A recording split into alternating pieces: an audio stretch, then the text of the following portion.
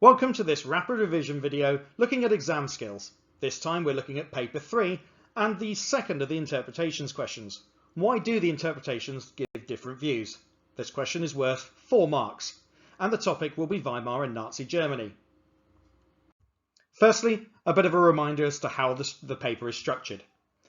This generally covers a modern depth study. An example of such a study is Weimar and Nazi Germany 1918 to 1939. And that'll be the focus of this particular exam skills lesson. I've also got exam skills lessons on the Vietnam War and civil rights as well. This particular topic comprises Weimar Germany 1918 to 1933 and then Nazi Germany 1933 to 1939. Other topics are similarly organised. You will answer questions on sources, your knowledge and on interpretations. Therefore, there is a separate sources and interpretations sheet or booklet that's included with this exam. You'll have an hour and 20 minutes to do this, or possibly slightly longer if you're going to be doing the exams from 2025 onwards. That's for both of the sections within this paper. So let's get into it. Let's pull this question apart. Suggest one reason why interpretations 1 and 2 give different views about the reasons why Hitler became Chancellor in 1933. You may use sources B and C to help you with your answer, and this could be useful later on. This question is assessing your analysis of historical interpretations, which is assessment objective 4, and should take you about 6 minutes. However, it's possible you get this question done quicker than that, giving you more time on the harder and longer questions like the 8-mark source question and the 16-mark interpretations question after this one. This is less likely than with question B though, as this one's a bit more challenging. You'll need to ensure that you use the interpretations. You can use the sources too, but this isn't essential. So, you're meant to suggest one reason why these interpretations give different views. In the previous question, you should already have identified what those different views are. You'll need to consider what the interpretations say about the reasons why Hitler became Chancellor in 1933. As I've said before, I highly recommend that you answer questions A, B, C and D in that order, as each question builds on the previous one in sequence. There are 2 good methods for approaching this question, possibly 3, but I'm going to focus on the most common 2. The focus that the historians use and the sources that they may have used. Bear in mind that if you're going to use the second method, you will need to use the sources, but it's not necessary for the focus one. Let's have a look at method number 1, the historian's focus. Here's the interpretation of the question. Remember, we're suggesting one reason why this interpretation might be different from the other one, so we need to identify what the historian's focus is. This is from Hitler's 30 Days to Power by H.A. Turner, published in 1996. In January 1933, Hitler did not seize power. It was handed to him by the men who controlled Germany. The Nazi Party had suffered huge losses in the Reichstag elections of November 1932, and it was starting to fall apart by January 1933. Hindenburg began to mistrust Chancellor von Schleicher. Meanwhile, von Papen managed to overcome the elderly President Hindenburg's doubts about Hitler and persuaded him to appoint Hitler as Chancellor. Hitler was supported by less than half of the German population when he was appointed Chancellor by President Hindenburg. So what is the focus of this particular source? Well, this one might be a good one. The focus is that the actions of those who actually gave Hitler his chance at becoming Chancellor. Not how he got there, not the pressure that's been put on them, but the actions of those people who actually did it. Therefore, this historian is focused on von Papen and Hindenburg's deal to try and control Hitler as Chancellor while von Papen was Vice-Chancellor. You will need to have a bit of own knowledge in order to understand that, but you don't need to explain it in loads and loads of detail. So that's the focus of the first interpretation. Now let's put the emphasis on the second. Now let's give the same treatment to interpretation 2. This is from the book Hitler by Ian Kershaw, published in 1991. Let's try and identify the focus here. It was an extraordinary achievement by the Nazis to win the votes of a third of the German people between 1929 and 1932. By 1932, Hitler was in charge of a massive movement of 800,000 party members, and 13 million voters were generally prepared to place their trust in him. Nazi propaganda suggested that victory was inevitable.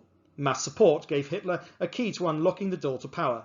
No other party leader had anything like Hitler's support with the German population.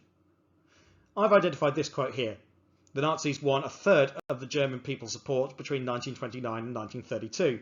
So this historian is focused on the importance of Nazi election success in putting pressure on Hindenburg to appoint Hitler. So it's looking at the actions of German voters rather than the actions of government ministers. So how do you go about answering this? I'm going to use the structure of point and then example and explanation. Interpretation 1 focuses on the actions of von Papen and Hindenburg to explain how Hitler became chancellor.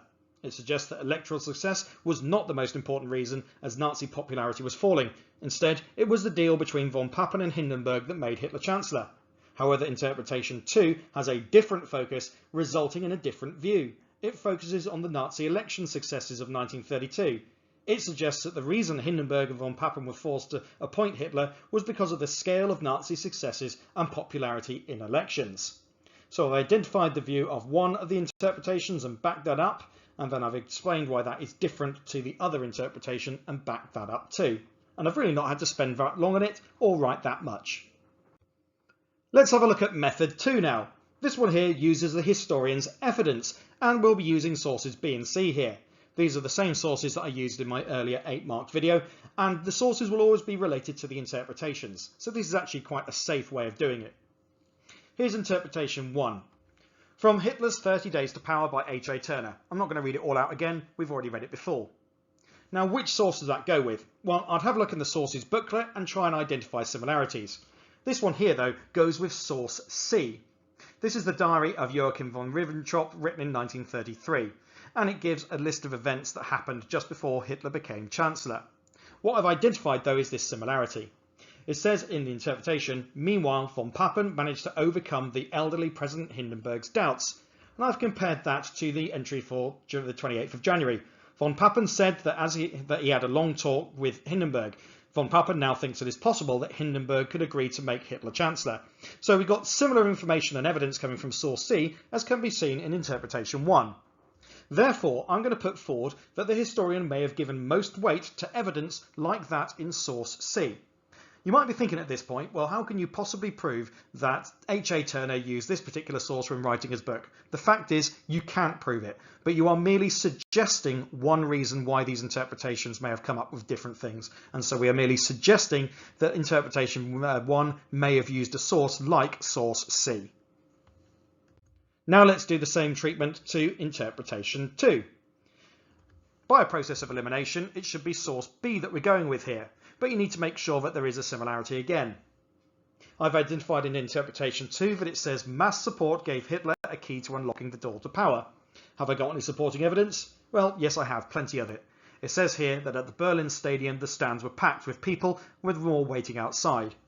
Therefore, this historian may have given most weight to evidence like that in source B. Again, we cannot absolutely prove this, but we're suggesting that it might be the case. So how do you write this in an answer? Just like before, we're going to be using the point and example / explanation structure. Interpretation 1 based its view on evidence that suggests the decisions of Hindenburg and von Papen were most important. The interpretation says von Papen managed to overcome the elderly president's doubts, which is supported by source C when it says von Papen has had a long talk with Hindenburg. However, interpretation 2 has given more weight to different evidence, resulting in a view that mass support was more important in making Hitler Chancellor. It says mass support gave Hitler a key to unlocking the door to power. This is supported by source B when it says the stands were packed with people, waiting for Hitler to give a speech. Giving greater weight to different evidence explains why interpretations 1 and 2 have different views. So I've identified one of the views, compared that to one of the sources, given the other view, compared that to the other sources, and explained how that makes them different. Now, I've had to write a little bit more for this particular method, but I actually think this is the easier way of doing it, especially if you're a little bit patchy on your knowledge or just lacking a little bit of confidence. So the extra time writing out your answer, it could well be time very well spent. But let's have a look at how not to do it. Again, using the point, example, and explanation method. Interpretations 1 and 2 give different views because the historians are biased. Interpretation 1 is biased in favour of the idea of that the deal between Hindenburg and von Papen was the most important in making Hitler Chancellor. However, interpretation 2 has a different view as it was written earlier than interpretation 1. This means it was written nearer the time of the events and may have had access to different information. So what's wrong with this then? It all sounds pretty reasonable. Well, it isn't. First of all, you shouldn't be basing this upon the historians and accusing them of bias. Let's give them the benefit of the doubt at this point and saying that if they've had their books published and loads of copies bought, then they've probably done their homework and they're not being entirely biased.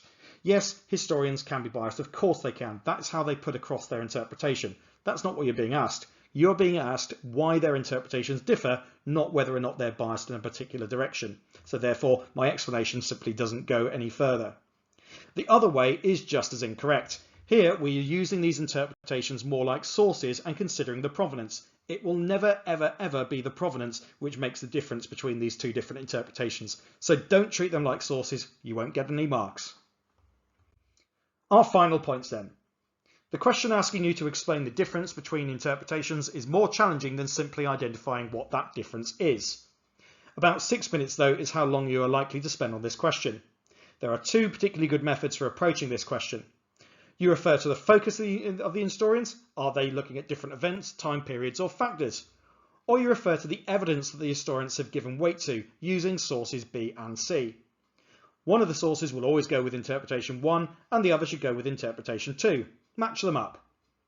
Complete this question before attempting part D, which is the 16-mark answer, which will take you the longest. Okay, that's the end of this rapid revision video. I hope it's been useful to you, and if it has, please like the video and subscribe to the channel. Best of luck with the exam.